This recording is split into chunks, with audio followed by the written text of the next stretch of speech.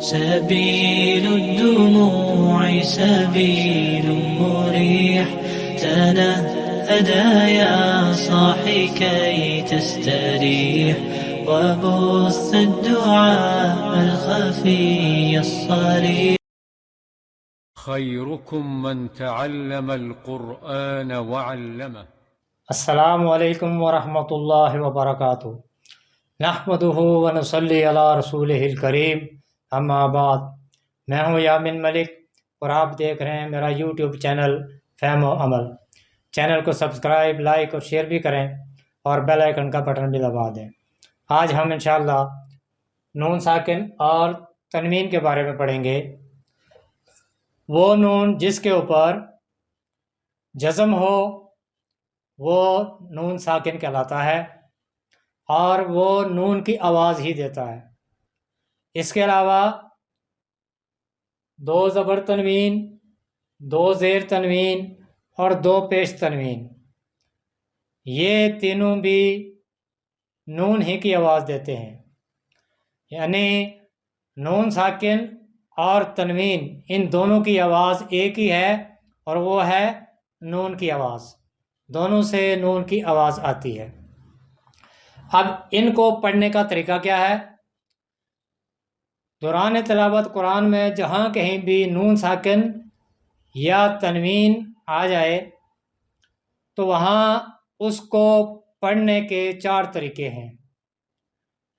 یہ جو 4 طریقے ہیں ان کے بارے میں ابتدائی طور پر مختصر میں ان کا تعارف کراؤں گا اور پھر بعد میں آنے والی ویڈیوز میں ان کے بارے میں تفصیل کے ساتھ الگ الگ ہم پڑھیں گے.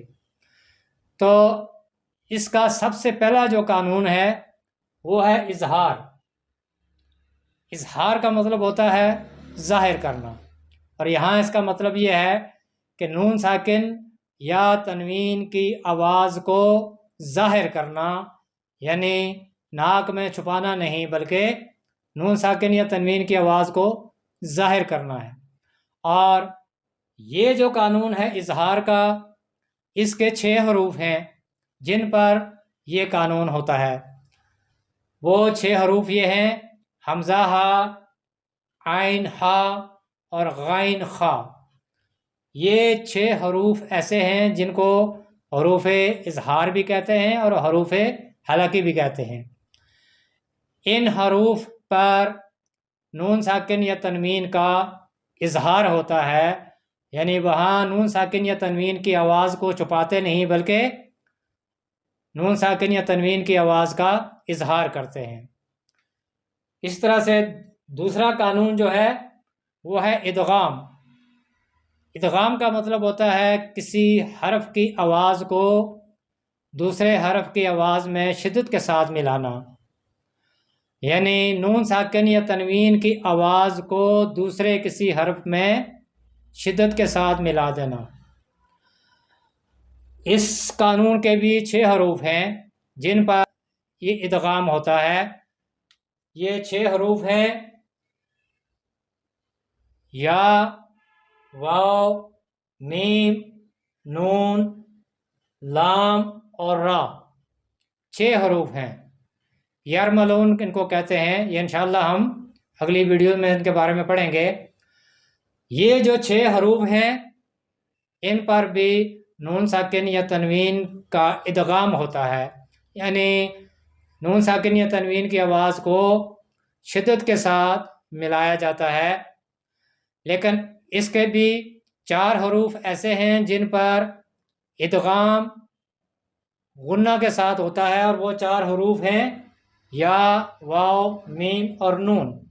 ان 4 حروف پر ادغام غنہ کے ساتھ ہوتا ہے. اور 2 حروف ایسے ہیں لام اور را. ان 2 حروف پر ادغام بغیر غنہ کے ہوتا ہے. یہ ہے ادغام. تیسرا جو قانون ہے وہ ہے اقلاب کا. اقلاب جمع ہے قلب کی، اور قلب کہتے ہیں دل کو، اور دل کی حالت ہمیشہ بدلتی رہتی ہے، تبدیل ہوتی رہتی ہے. اسی حوالے سے یہ جو اقلاب کا قانون ہے اس کا ایک ہی حرف ہے با، اس با پر یہ اقلاب کا قانون لگتا ہے، یعنی اس با کی وجہ سے نون ساکن یا تنوین کی آواز کسی اور حرف میں بدل جاتی ہے، حرف کا بدل جانا، کیونکہ اس کا مطلب ہی کیا ہے؟ بدلنا، الٹ پلٹ کرنا۔ تو اقلاب سے مراد یہ جو حرف ہے با، اس با کے آنے پر نون ساکن یا تنوین کی آواز جو ہے وہ کسی اور حرف میں بدل جاتی ہے۔ وہ انشاءاللہ ہم اگلی ویڈیو میں اس کے بارے میں تفصیل کے ساتھ پڑھیں گے۔ اس کے علاوہ چوتھا جو قانون ہے وہ ہے اخفا کا۔ اخفا کا مطلب ہوتا ہے چھپانا، خفیہ سے ہے۔ یہ ہم نے تین قانون پڑھے ہیں۔ ان 3 قانون میں 13 حروف ہیں، 6 حروف ہیں اظہار کے، 6 حروف ہیں ادغام کے، اور 1 حرف ہے اقلاب کا۔ یہ کل ملا کے 13 حروف ہوئے ہیں۔ ان 13 حروف کو چھوڑ کے باقی جتنے بھی حروف تہجی ہیں ان حروف پر یہ آخری قانون لگتا ہے جسے اخفا کہتے ہیں۔ یہ اس کا الٹ ہے، جو پہلا قانون ہے اظہار کا۔ اظہار کا مطلب ہوتا ہے ظاہر کرنا، اور اخفا کا مطلب ہے چھپانا، ناک میں چھپانا۔ تو باقی 13 حروف کے علاوہ جو باقی حروف ہیں ان پر جو قانون لگتا ہے وہ ہے اخفا کا، یعنی ان 13 حروف تہجی کو چھوڑ کے باقی تمام حروف پر یہ والا قانون لگتا ہے اخفا کا، یعنی وہاں پر نون ساکن یا تنوین کی آواز کو چھپایا جاتا ہے ناک میں، یعنی ان کا اخفا ہوتا ہے، ظاہر نہیں کیا جاتا۔ تو یہ نون ساکن اور تنوین کے ابتدائی 4 قانون ہیں جن کا میں نے مختصر آپ کے سامنے تعارف پیش کیا ہے۔ اگلی ویڈیوز میں ہم انشاءاللہ ایک ایک کر کے ہر قانون کا الگ الگ جائزہ لیں گے اور اس کو ہم سیکھنے کی کوشش کریں گے۔ اللہ تعالیٰ سے دعا ہے کہ اللہ تعالیٰ مجھے بھی اور آپ کو بھی قرآن سیکھنے، سکھانے اور ان پر عمل کرنے کی توفیق عطا فرمائے۔